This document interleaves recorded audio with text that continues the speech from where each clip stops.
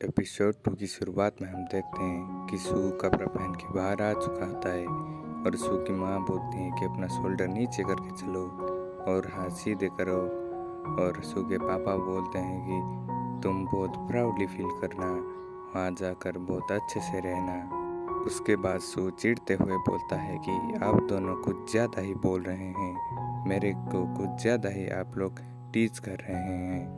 फिर सू के पापा बोलते हैं कि मन लगा के पढ़ना स्कूल में, पर तुम्हें पढ़ना पसंद नहीं है। और सू की माँ बोलती है कि किसी को डेट मत करना, पर इस हालत में तुम किसी को डेट भी नहीं कर सकते। उसके बाद सू बोलने लगता है कि क्या आप दोनों बात करना बंद करेंगे, मेरा सर दुख रहा है। इतना ही बोलते ही सू घर से बाहर निकल जाता है। घर से बाहर निकलते ही उसे एक बंदा दिखता है जो कह रहा होता है कि मिस सूली, प्लीज़ आप कार्ड के अंदर बैठ जाइए। और दोस्तों, अब से हम सू को सूली के ही बुलाएंगे क्योंकि पूरे एनिमे में उसका नाम यही रहेगा। उसके बाद वो बंदा सूली को पकड़ के कैरेस की तरफ ले जाने लगता है। सू के मम्मी पापा बोलने लगते हैं कि हमारी बेटी टाओयुआन अकेडमी को एक्सेप्ट कर पाएगी या नहीं। पर सू के पापा बोलते हैं वो कैसे एक्सेप्ट नहीं कर पाएगी, वो सू फैमिली की डॉटर जो है। ये सब सुनने के बाद सू का जो था पैर स्लिप हो जाता है और उसके बाद कैरेज जो था वहाँ से जाने लगता है और अंदर की साइड सूली जमीन पर पड़ी हुई होती है। सूली के जमीन में गिरने पर उसे किसी के पैर दिखाई देते हैं और जब वो ऊपर देखती है तो जो आगे खड़ी हुई लड़की होती है वो कहती है कि तुम मेरी सारी सेविंग्स उठा रही हो, तुम्हारी वजह से मेरी सारी सेविंग्स ख़त्म होने वाली हैं। उसके बाद वो उड़ता है और शौक होते बोलता है कि जियांग छुयूं। उसके बाद जियांग जो होती है वो बोलती है कि शुयू तुम मिल गई, अब हम दोनों साथ एकेडमी जाएंगे। और हमें जियांग के बारे में बताया जाता है कि वो सू फैमिली की वारिस है और वो सूली की डाई हार्ट फैन है और वो सूली की हर चीज़ में कॉपी करती है। बस सोली जो होती है वो कहती है कि छूलिंग तुम यहाँ क्या कर रही हो।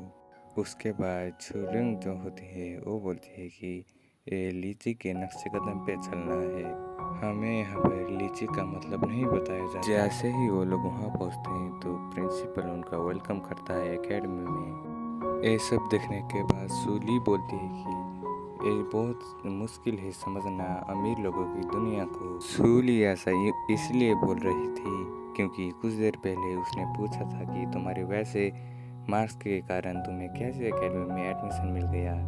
तो जियो जियांग ने बोला कि मेरे पापा ने स्कूल को 10 इमारत गिफ्ट में दी, तो स्कूल ने मेरे को एडमिशन दे दिया। और हमें कुछ देर बाद का सीन दिखाया जाता है जहाँ पर जियो जियांग जो थे वो कहते हैं कि मेरे पापा ने कहा था कि उन्हें इस वजह से ठेस पहुंची होगी। और सूली भी बोलती है कि मुझे लगता है कि आपके पापा को इतना पैसा खर्च करने पे बहुत ज़्यादा दुख हुआ होगा। जी जियांग बोलती है ये सब पैसे की वजह से नहीं है, वो मुझे सुबह सुबह उठकर एकेडमी जाते हुए नहीं देख सकते क्योंकि मैं घर पे बैठ के मौज मस्ती भी कर सकती थी। सब सुन के सूली बोलती है कि कृपया अब आप मुंह बंद करो, नहीं तो मैं जाकर अमीर लोगों को मार दूंगा और सब पैसा किसी और को दे दूंगा।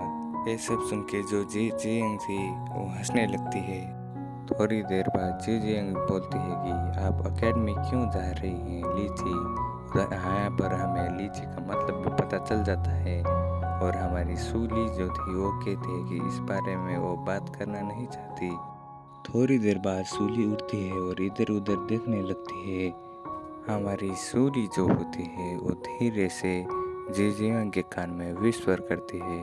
उसके बाद जी जियांग बोलती है कि ये क्या हुआ, ये सब मुझे पहले पता चलता तो मैं अपना सारा पैसा उसे उधार नहीं देती।